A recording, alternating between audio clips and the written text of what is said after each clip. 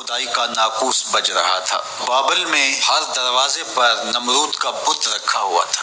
جو شہر میں داخل ہوتا اس کو اس بت کے آگے اپنی پیشانی جھکانا پڑتی۔ اللہ نے حضرت ابراہیم علیہ السلام کو رشد و ہدایت کا نور دے کر کے اس دنیا کے اوپر بھیجا۔ حضرت ابراہیم علیہ السلام لوگوں کے رویے جو ان بتوں کے ساتھ جڑے ہوئے تھے اس سے بہت آزردہ تھے۔ قوم سال میں ایک بہت بڑا میلہ منعقد کیا کرتی تھی شہر سے باہر، اور سب وہاں جایا کرتے تھے۔ ناچ گانا ہوتا، رقص و سرود کی محافل ہوتی۔ جناب ابراہیم بھی بلوغت کی عمر میں قدم رکھ چکے تھے۔ کہا کہ آپ بھی آئیے۔ فرمایا انی سقیم، میں تمہارے رویوں سے پہلے ہی بیزار ہوں، تنگ دل ہوں، تو مجھے مزید وہاں لے کے جانا چاہو گے؟ یہ تو کبھی نہیں ہو سکتا۔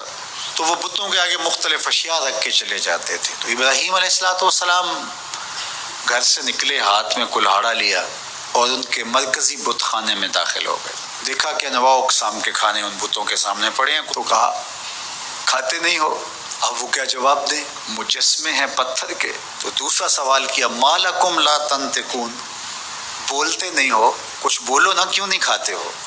قرآن نے تعبیر کیا اس انداز کو، تو دائیں ہاتھ سے زور کی ضرب ماری، فجعلہم جزازا، ان کے ٹکڑے ٹکڑے کر کے رکھ دیے، چورا چورا کر دیا۔ الا کبیر اللہم، جو بڑا بت تھا اس کو بس چھوڑ دیا، اس سے کوئی صلح نہیں تھی۔ یہ حضرت ابراہیم کا ایک طریق تھا۔ اب وہ میلہ دیکھ کر واپس آئے، ان کی عادت یہ تھی کہ واپس آ کے سب سے پہلے بت خانے میں ہی آتے۔ تو وہاں دیکھا کہ ان کے جھوٹے خداؤں کا کسی نے تیا پانچا کر کے رکھ دیا۔ ظاہر ہے کہ ان کے خداؤں کے ساتھ یہ ہوا تھا تو ان کی تو عقیدت وابستہ تھی۔ ان کے پروہت چیخنے لگے، پجاری رونے لگے اور عجیب شور مچ گیا۔ ہمارے خداؤں کے ساتھ کوئی یہ کیسے کر سکتا ہے؟ ظالمین سے ہے جس نے یہ کیا ہے۔ شہر کا شہر جمع ہو گیا، آیان سلطنت جمع ہوئے۔ انہوں نے کہا کہ ایک ہی نوجوان ہے اس پوری معاشرت میں جو ان بتوں کی برائی بولتا ہے، تو یہ اسی کا کیا دھرا ہو سکتا ہے، اور کون کر سکتا ہے؟ کہ اس کو لوگوں کے سامنے لاؤ۔ اللہ اکبر، ہزاروں کا مجمع ہے، نمرود سے لے کر کے حکومت کے کارندوں تک سب موجود ہیں، اور حضرت ابراہیم علیہ السلام چڑھتی جوانی، عنفوان شباب، پیشانی پہ چمکتا ہوا نور، روشن اور تاباں چہرہ، توحید کا اجالا آپ کی آنکھوں سے پھوٹتا ہوا، زیر لب ہلکی سی مسکراہٹ، دربار میں پہنچے۔ جذبات سے بھرے ہوئے تھے، بفر سب بول پڑے، کوئی ادھر سے شور مچ گیا۔ قالوا انت فعلت ھذا بآلہتنا یا ابراہیم، اے ابراہیم ہمارے ان خداؤں کے ساتھ تو نے یہ سلوک کیا؟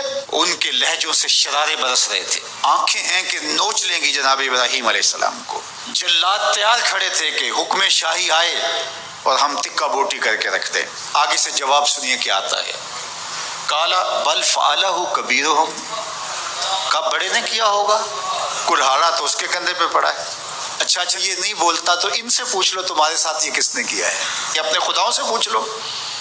اللہ اکبر، یہ کاٹ تو کلہاڑے کی کاٹ سے بھی سخت تھی۔ یہ جو بپھر کے اچھل کے باتیں کر رہے تھے، اپنے ضمیر کی طرف پلٹے، اور اندر سے ضمیر نے کیا آواز دی؟ تم خود ہی ظالم ہو، جو اپنا دفاع نہیں کر سکتے تمہارے معبود کیسے ہو سکتے ہیں؟ اپنے سروں کو جھکائے ہوئے آیان سلطنت بھی، اور بڑے بڑے پروہت اور بڑے بڑے پجاری اور بڑے بڑے قبیلوں کے سردار، وزیر مشیر، سب کے سر جھک گئے، اور جھکے ہوئے سر سے آنکھیں چار نہیں کر سکتے تھے، اور بولتے کیا ہیں؟ لقد علمت ما هؤلاء ينطقون، ابراہیم تو جانتا ہے یہ بولتے نہیں۔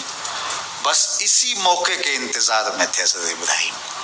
پھر حضرت ابراہیم کھڑے ہوئے، اللہ کا پیغمبر بولنے لگا، قال افتعبدون من دون اللہ ما لا ينفعكم شيئا ولا يضركم اف لكم ولما تعبدون من دون اللہ افلا تعقلون۔